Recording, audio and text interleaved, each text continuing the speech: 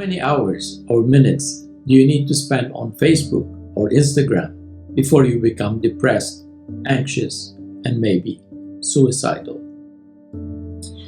As if Facebook and Instagram's outages were not enough, a new study now says that spending few minutes on Instagram every day not only spoils your mood, but could possibly make you depressed, anxious, and maybe suicidal.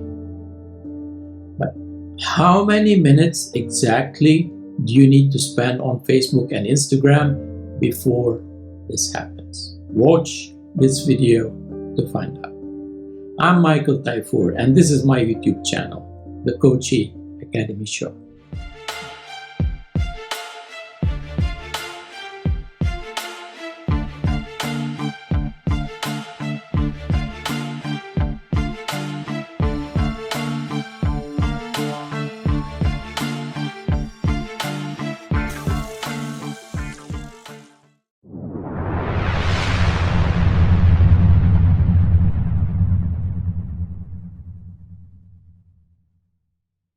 The outages on Facebook, WhatsApp, and Instagram have become so bad that Instagram is said to be attempting to alert users when the service goes down.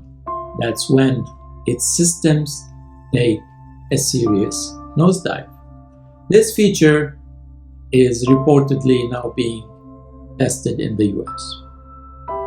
This shows the level of chaos now taking place at Instagram's parent company, Facebook, with its services going down twice already this month. So from now on, when Facebook Messenger, WhatsApp, and Instagram fail, you will possibly start getting a little notification telling you, don't worry, it's not you, it's us.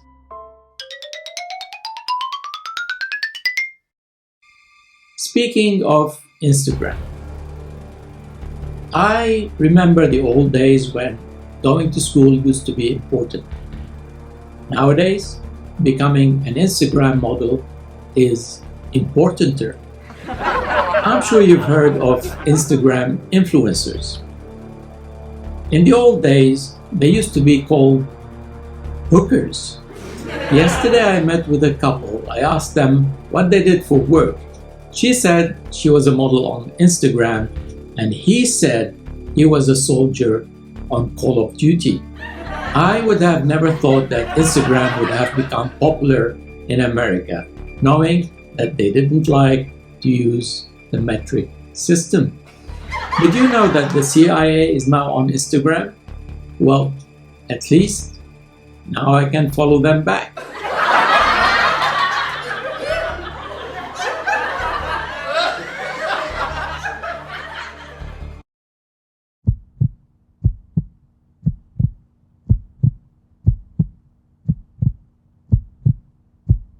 Recently leaked documents and congressional hearing have proven the obvious. Instagram harms many of its users. What's worse is that its parent company, Facebook, has now known that for years. It's been reported in the media that the company itself has admitted that we make body image issues worse for 1 in 3 teenage girls. This admission by Facebook confirms years of independent research showing that for many, the app is linked to reduced body satisfaction and increase in dieting, and that those changes happen fast, sometimes too fast.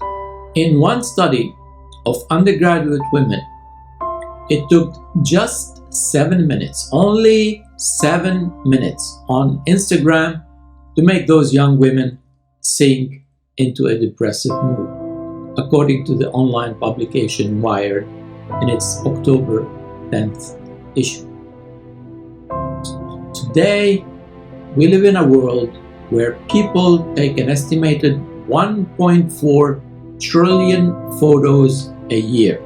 At least 82% of young Americans have taken and posted a selfie online. Those who post their photos on these platforms do it either to be liked or commented upon, or even worse, to be ignored.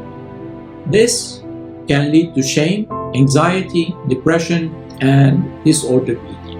It can also result in more and more time spent self-examining, self-criticizing, and self-shaming.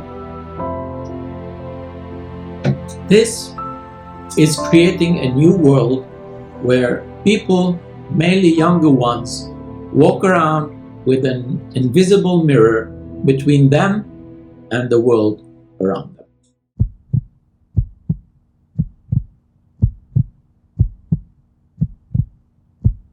Listen to this strange story that just happened here in Australia.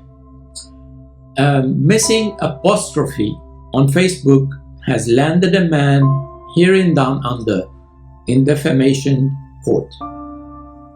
I know this might sound weird, but we live in weirder times, so expect the inexplicable.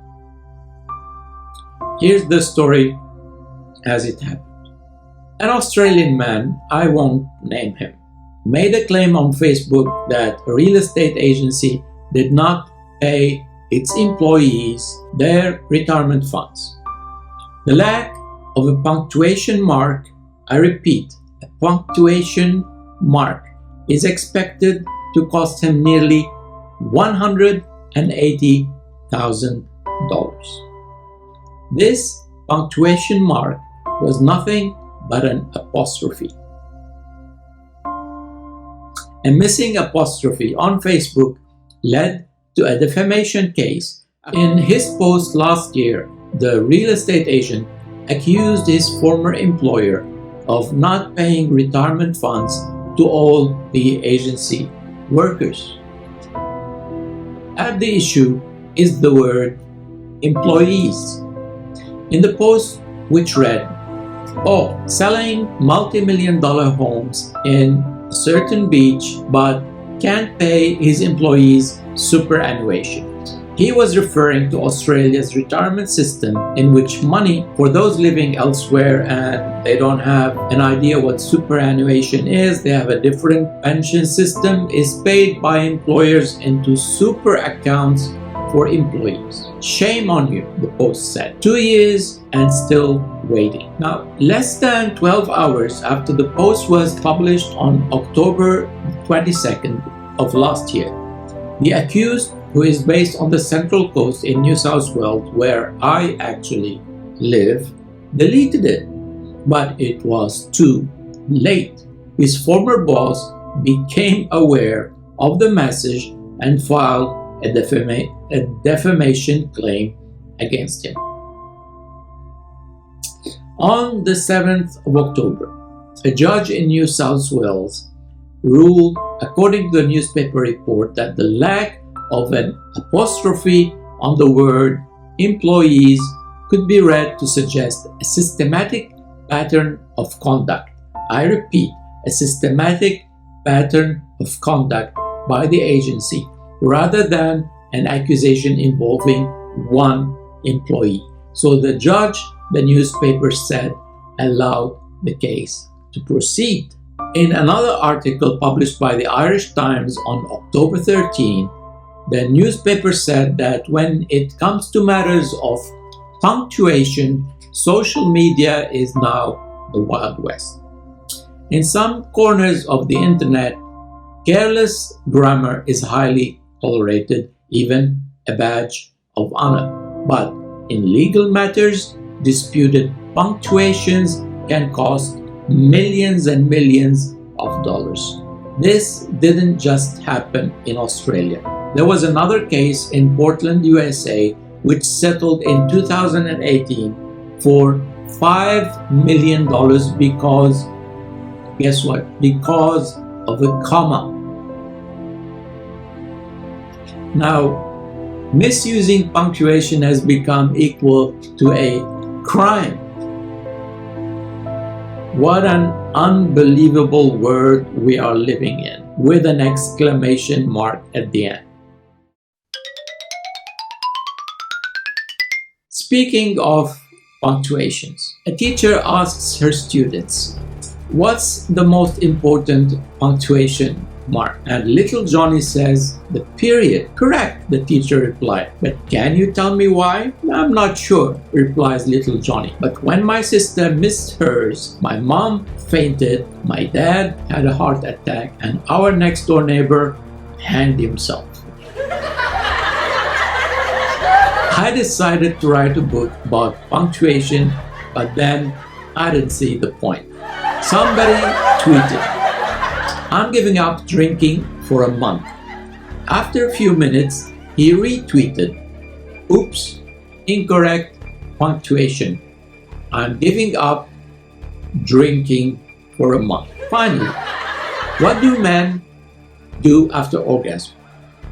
1% go at it again, 1% smoke, 1% fall asleep, and 97% clear their browsing cache and history.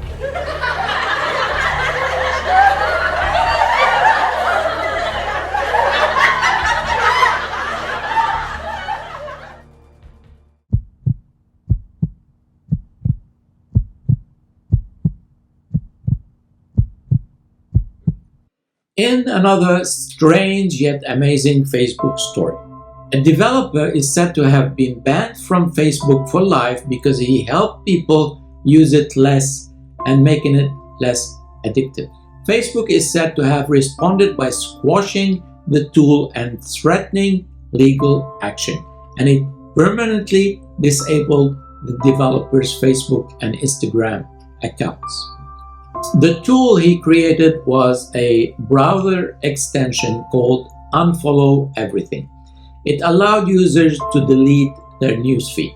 Now, the newsfeed, as users of Facebook know, is that never-ending page that greets you when you log in. It's the central hub of Facebook. It's also the major source of its revenue. As Facebook whistleblower Frances Hogan observed on 60 Minutes a couple of weeks ago, time spent on the platform translates into ads viewed and clicked on, which in turn translates into billions of dollars for Facebook.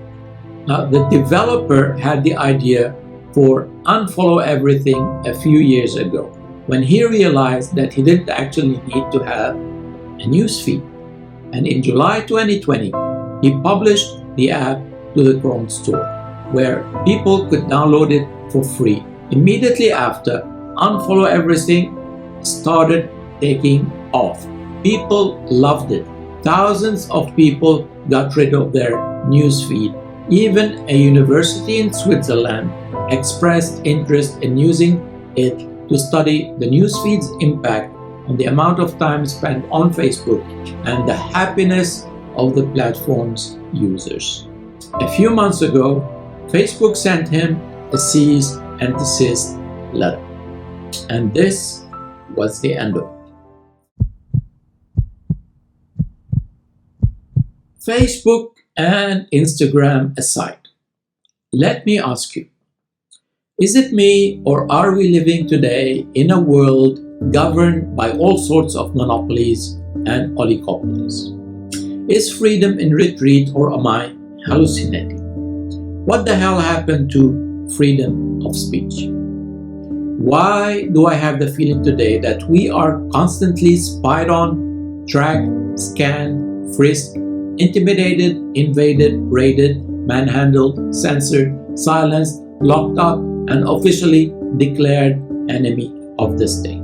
And if you do not believe me, just go ahead and criticize anything or anyone with an exclamation mark or a question mark or a comma on Facebook or on Instagram, then see what happens. Do you know that as a creator on YouTube, I am no longer allowed, allegedly, to use the C word for COVID on the platform out of fear of being banned or striked or demonetized? Until now, we have barely managed to keep the wolves at bay. But slowly and gradually, we are being hypnotized to become fearful of everything and everyone, of trading our freedom with Goliath's monopolies and giant oligopolies. The problem that we are facing today is that we have now reached the point where the cure has become worse than the disease itself by simply allowing large corporations and big tech companies to grab limitless supremacy. Our very existence is at stake. It's finally time to wake up. I'm Michael Taifour, and this is my YouTube channel, The COACHE Academy Show. Don't forget to subscribe to it. Be safe, and bye for now.